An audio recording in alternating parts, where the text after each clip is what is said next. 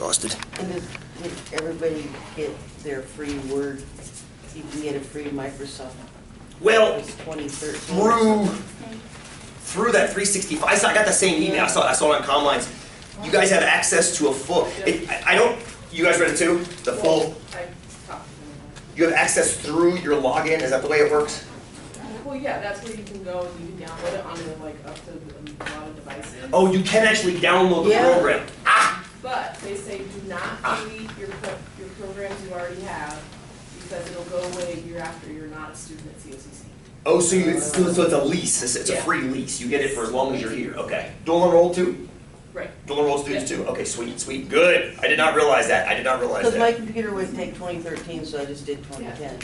Oh, you have a choice. You can choose what version you want to? Yeah. Oh, nice. Did everybody hear that? You guys have, you can download Office. Full suite, Excel, Word, the whole shebang. You can download Office onto your personal machine. Good. Read. I'm assuming you got an email about it, which is how you guys found out. No, it comes in that newsletter. It says Oh. like COCC Enrollment Services, and then it says newsletter underneath, so sometimes you might not read it. Oh, okay. Click on that and then scroll down. Yeah, I go to the computer lab today, so it's. That's like It's just 5 there weeks as too you walk late. in. What's that? So that's like 5 weeks too late. It just came You out. bought it. Huh? Oh, you bought it?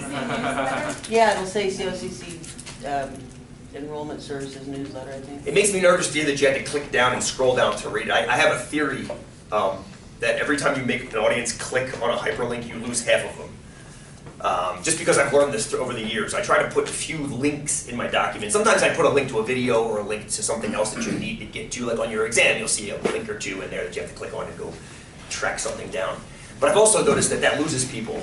And it's just something I've observed. And it might not apply to you personally, but on average, I can see that I can lose people pretty easily by making them click through things. They just won't do it and go away. I don't know. I just know that they'll like, you never told me that. I'm like, actually, yeah, you click here, then you click here, like, oh my God. I'm like, okay, so, again, it's biased, it's a biased sample, but it's the ones that tell me about that. So I'm still trying to figure out the best way of reaching people. Email, I think, is great, but I think that I'm showing my age by relying so heavily on email. I think other stuff is more prevalent as far as communication. I'd love to be able to like press a send button and have you send a text and a Facebook message.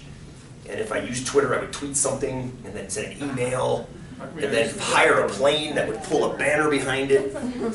All with the click of a button. What's that? Why not Blackboard? I hate locking stuff behind passwords. I'm an educational socialist. I'm one of those guys. Duh. Yeah, I like my stuff being out there.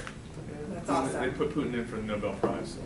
Nobel Peace Prize. It's because if they didn't, they would have them killed.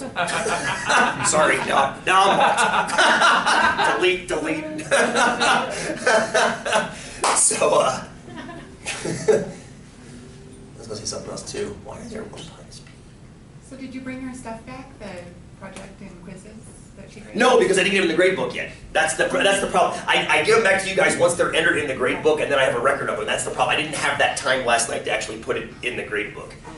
So my apologies. So that's why you're getting a progress report first thing. I'm thinking like 4 hours I'll have a progress report emailed to you. And then I'll have the stuff for you next week, a big stack of stuff to get back to you. Apologies. Amber apologizes too. She walked in, she's like, I feel really bad about this. And she just got hammered this week too with a bunch of other stuff. So, and I offered to her this week, I was like, I can grade for you this week if you want to.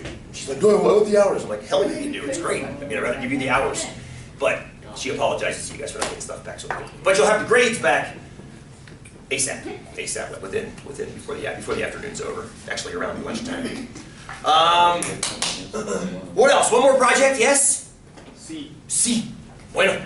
Yes. ¿Dónde está mi tequila? So one more project. I brought a quiz for today. I think we'll get to it.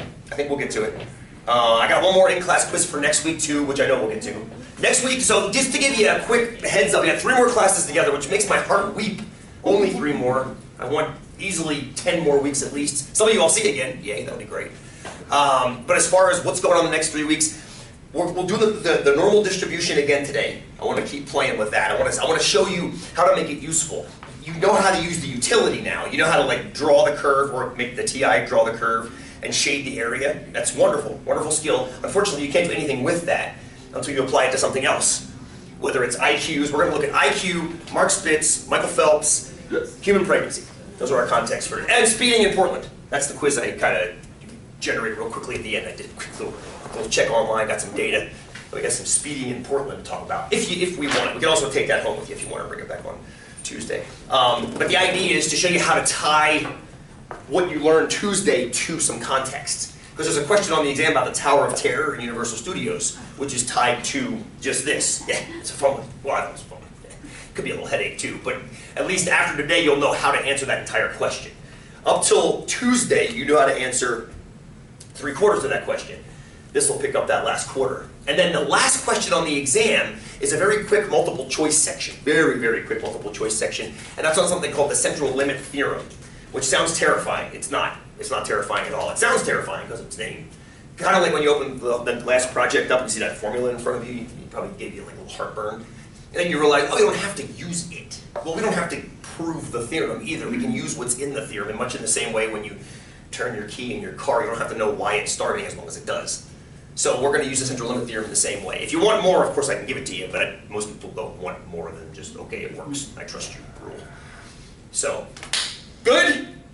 So today is all about using the bell curve, and we'll get to the central limit theorem next week. So the question I left you with, actually, I guess we started with this. We didn't leave you with this. We kind of started with this and then got away from it, is suppose